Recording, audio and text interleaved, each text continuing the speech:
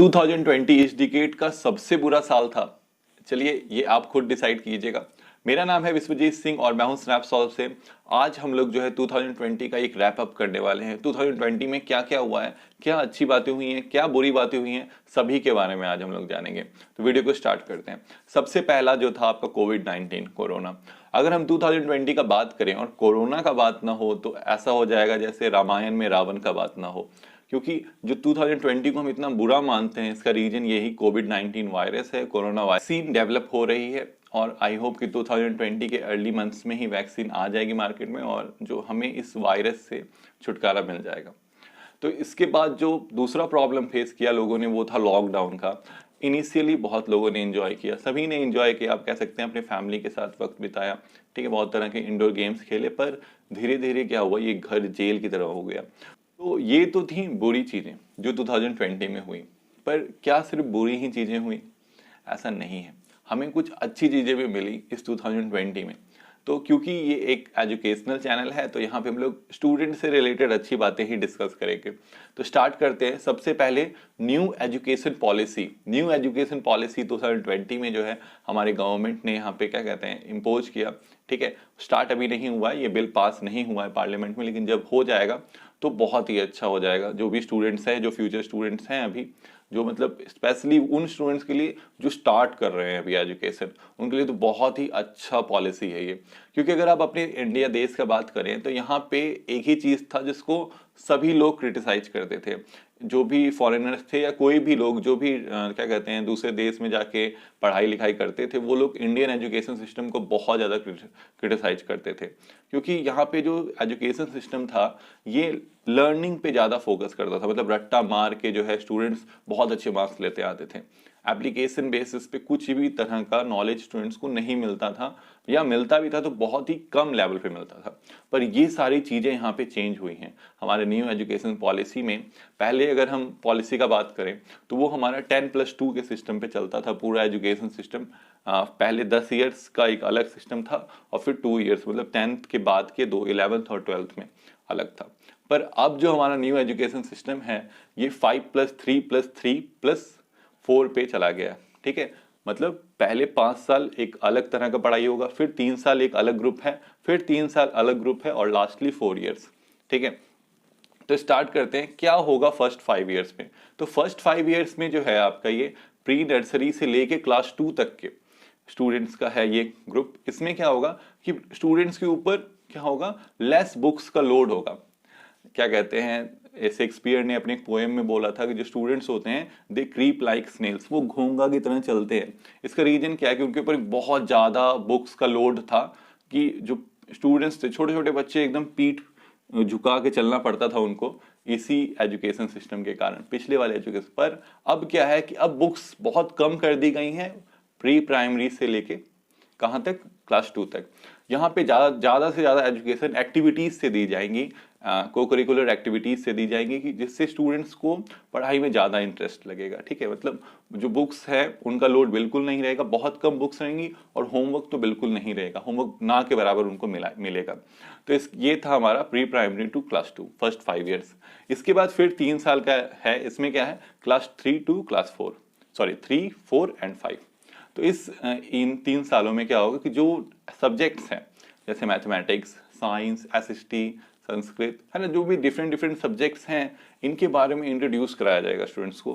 क्या होता है ये सब्जेक्ट्स, क्यों पढ़ना है हमको, है ना। और जो बेसिक नॉलेज है वो यहाँ से स्टार्ट होगी, यहाँ से होमवर्क, यहाँ से जो बुक्स का लोड है वो थोड़ा सा बढ़ता है।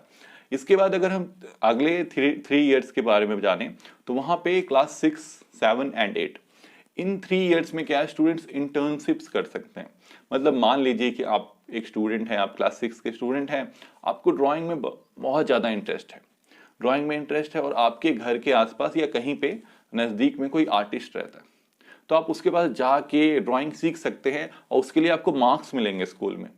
स्कूल की तरफ से आपको टाइम दिया जाएगा कि इस टाइम में आप जिस चीज फील्ड में, मान लीजिए कि अगर कोई सॉफ्टवेयर इंजीनियर बनना चाहता है आगे जाके, उसको कोडिंग का बहुत शौक है, तो अगर आसपास कोई है, ऐसी कंपनी है जहाँ पे आप वो सीख सकते हैं, तो आप जाएंगिएगा वहाँ सीखिएगा, उसके लिए अलग से आपको मार्क्स मिलेंगे स्कूल में। तो तो ये इंटर्नशिप का एक बहुत ही अच्छा चीज़ जो है हमारी गवर्नमेंट लाई है, जिससे क्या होगा कि स्टूडेंट्स को क्लास 6 से ही सारी नॉलेज मिलने लग जाएगी और जो उनके क्या कहते हैं स्किल्स हैं वो 6 से ही डेवलप होने लग जाएंगे। इसके बाद जो आपका लास्ट फेज है स्कूल का वो है 4 इयर्स का, क्लास 9, 10, 11 एंड 12। ये सबसे इंपॉर्टेंट है और बहुत ही अच्छा हुआ। यहाँ पे क्या हुआ, स्ट्रीम खत्म कर दिया गया, किसी भी तरह कोई स्ट्रीम नहीं है। जैसे पहले आर्ट्स और साइंस, कॉमर्स, अलग अलग स्ट्रीम्स थे, ये पूरी तरह से हटा दिए गए हैं। और ये हमको 11th में जाके चुनने पड़ते थे, पर यहाँ पे हमको 9th में ही सब्जेक्ट्स लेने हैं। मतलब कोई भी 5 या 6 सब्जेक्ट्स जो है वो आप अपने मन से चुन सकते हैं। मान लीजिए किसी को फिजिक्स अच्छा लगता है पर केमिस्ट्री अच्छा नहीं लगता, तो वो केमिस्ट्री नहीं पढ़ के वो हिस्ट्री पढ़ सकता है, वो इकोनॉमिक्स ले सकता है, ठीक है, वो बायो रख सकता है, वो मैथ ले सकता है। मतलब जो सब्जेक्ट्स उसको अच्छे लगते हैं वो खुद जो है उनको चुन के ले सकता है। लैंग्वेज में भी कोई बॉर्डर मतलब बाउंडेशन नहीं है, आप लैंग्वेजेस भी दूसरे देश की लैंग्वेज भी पढ़ सकते हैं। आप जापानीज पढ़ सकते हैं, आप जर्मनी पढ़ सकते हैं, मतलब जर्मन लैंग्वेज पढ़ सकते हैं, आप फ्रेंच पढ़ सकते हैं। जो लैंग्वेजेस क्या कहते हैं अवेलेबल होंगे आपके स्कूल में वो लैंग्वेज आप पढ़ सकते हैं।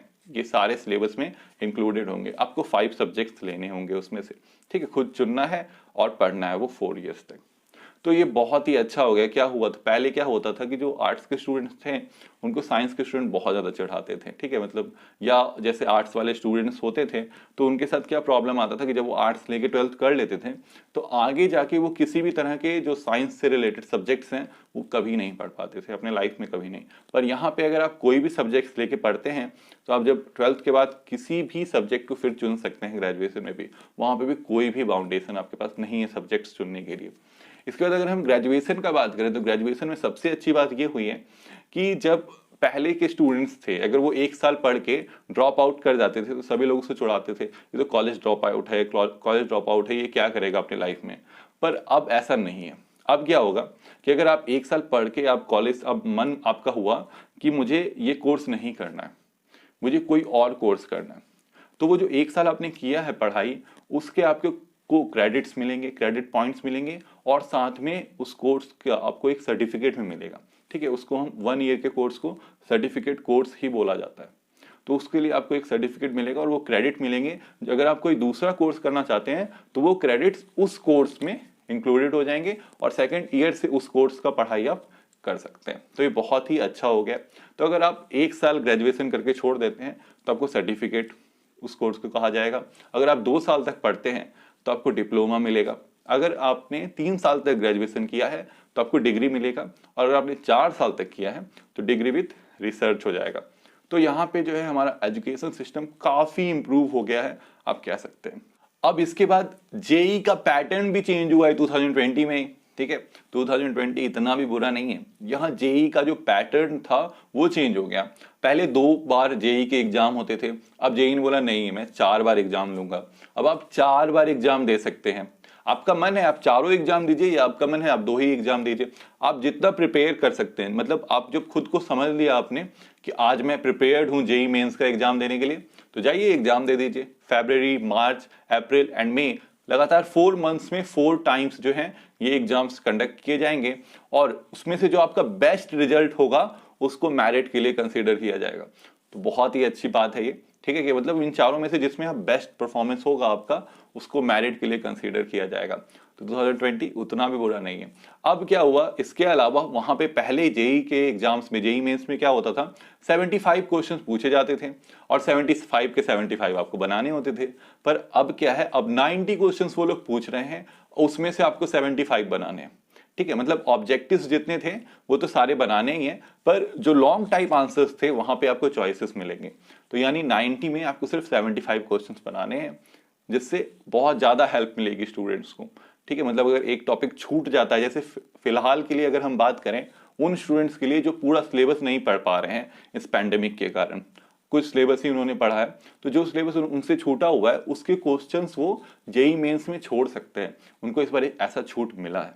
बोर्ड एग्जाम सिलेबस भी रिड्यूस हुए हैं, है ना। बहुत सारे स्टेट बोर्ड्स हैं, हमारा सीबीएसई बोर्ड तो है ही, जिसने 30% सिलेबस रिड्यूस किया है। 30% तक सिलेबस कम हो चुका है।